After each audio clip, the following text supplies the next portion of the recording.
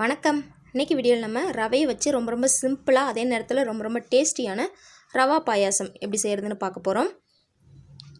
First இந்த பாயாசம் செய்கிறதுக்கு ஒரு பேன் அடுப்பில் வச்சு அதில் 1 டேபிள் ஸ்பூன் அளவுக்கு நெய் சேர்த்துக்கலாம். இந்த நெய் நல்லா சூடானதுக்கப்புறமா உங்களுக்கு விருப்பமான ட்ரை ஃப்ரூட்ஸ் எதாக இருந்தாலும் சேர்த்து ஃப்ரை பண்ணிக்கோங்க. நான் ஒரு 10 நம்பர் முந்திரி பருப்பும் ஒரு 2-3 பாதாம் பருப்பை பொடியாக கட் பண்ணி அதையும் சேர்த்துக்கிறேங்க. இது எல்லாமே நல்லா பொன்னிறமாக சிவந்து வர்ற வரைக்கும் இதை நல்லா ஃப்ரை பண்ணிவிட்டு இதை வெளியே எடுத்துடலாங்க. இந்த அளவு நல்லா ஃப்ரை ஆனதுக்கப்புறமா இதை வெளியே எடுத்துக்கலாம். இப்போது இதே நெய்லேயே 1 கப் அளவுக்கு ரவை சேர்த்துக்கிறேன். இந்த ரவை பார்த்திங்கன்னா 75 கிராம் இருக்குங்க.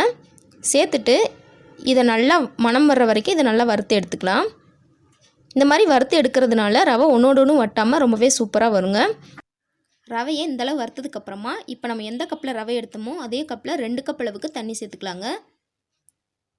தண்ணி சேர்த்து இந்த ரவையை நல்லா வேக வச்சுக்கலாம்.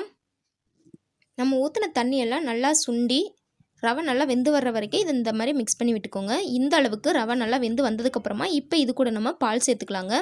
நான் 1/2 லிட்டர் அளவுக்கு காய்ச்சாத பச்சைப்பால் சேர்த்துக்கிறேன். பாலை கொஞ்சம் கொஞ்சமாக சேர்த்துட்டே இன்னொரு கையில் ரவையை நல்லா மிக்ஸ் பண்ணி விட்டுட்டே இருங்க. அப்படி இல்லாட்டி கெட்டிப்பட்டுரும். நான் வீடியோ எடுக்கிறனால சரியாக மிக்ஸ் பண்ண முடியல. சப்போஸ் கட்டிப்பட்டுட்டாலும் நல்லா கரண்டியை வச்சு நல்லா அழுத்தம் கொடுத்து நல்லா கட்டிகள் இல்லாத மாதிரி உடச்சி விட்டு வேக விட்டுக்கோங்க. பால் நல்லா கொதிச்சு வர்ற வரைக்கும் இதை நல்லா வேக விட்டுக்கோங்க. பால் இந்த அளவு நல்லா கொதிச்சு வந்ததுக்கப்புறமா பாருங்கள் ரவையும் நல்லா வெந்து வந்துருச்சு. இதுக்கு மேலே பால் அதிகமாக கொதிக்க விட்டிங்கன்னா கேசரி மாதிரி ஆயிரும். அதனால் இந்த ஸ்டேஜ்லேயே நம்ம சர்க்கரை சேர்த்துக்கலாங்க. நான் 100 கிராம் அளவுக்கு வெள்ளை சக்கரை சேர்த்துக்கிறேங்க. சேர்த்துட்டு இதை நல்லா மிக்ஸ் பண்ணி விட்டுக்கோங்க. சக்கரை நல்லா கரைஞ்சி வரணும், அந்தளவுக்கு நல்லா மிக்ஸ் பண்ணி விட்டுக்கோங்க.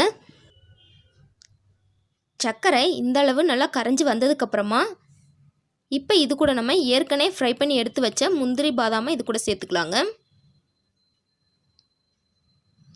சேர்த்துட்டு இதை நல்லா மிக்ஸ் பண்ணி விட்டுக்கலாம். அவ்வளோதாங்க, ரொம்பவே சுலபமாக நம்மளோட ரவா பாயாசம் ரெடி ஆயிடுச்சு. அப்படியே சூடாக சர்வ் பண்ணிங்கன்னா ரொம்ப அட்டகாசமாக இருக்குங்க. எந்த அளவு பர்ஃபெக்டாக நம்மளோட ரவா பாயாசம் வந்திருக்குன்னு பாருங்கள். ரொம்பவே சூப்பரான நம்மளோட ரவா பாயாசம் ரெடி ஆயிடுச்சு. இந்த ரவா பாயாசத்தை உங்கள் வீட்லையும் ட்ரை பண்ணி பார்த்துட்டு எப்படி வந்துச்சு அப்படிங்கிறத மறக்காமல் கீழே கமெண்டில் சொல்லுங்கள். இந்த வீடியோ உங்களுக்கு பிடிச்சிருந்தால் லைக் பண்ணுங்கள், ஷேர் பண்ணுங்கள்.